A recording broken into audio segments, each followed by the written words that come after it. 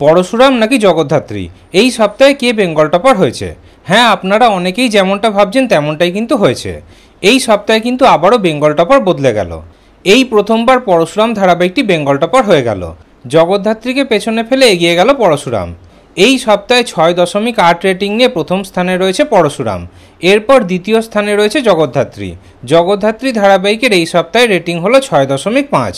এরপর তৃতীয় স্থানে জায়গা করে নিয়েছে দুটি ধারাবাহিক, ফুলকি এবং পরিণীতা।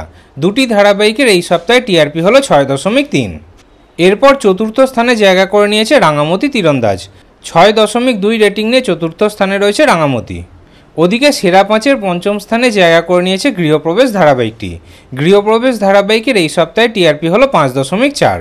এরপর ষষ্ঠ স্থানে জায়গা করে নিয়েছে দুটি ধারাবাহিক, চিরদিনই তুমি যে আমার এবং কথা। দুটি ধারাবাহিকের রেটিং হলো 5.3। এরপর সপ্তম স্থানে জায়গা করে নিয়েছে চিরসখা ধারাবাহিকটি। চিরসখা ধারাবাহিকের এই সপ্তাহে টিআরপি হলো 5.2। অষ্টম স্থানে রয়েছে কোন গোপনে মন ভেসেছে, টিআরপি হলো 5। নবম স্থানে জায়গা করে নিয়েছে অনুরাগের ছোঁয়া। অনুরাগের ছোঁয়া ধারাবাহিকের এই সপ্তাহে টিআরপি হলো 4.8।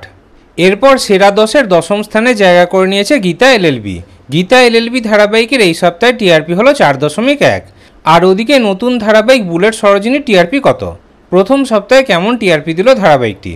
প্রথম সপ্তাহে মোটামুটি ঠিকঠাকই টিআরপি দিয়েছে ধারাবাহিকটি, স্লট লিডারও হয়েছে।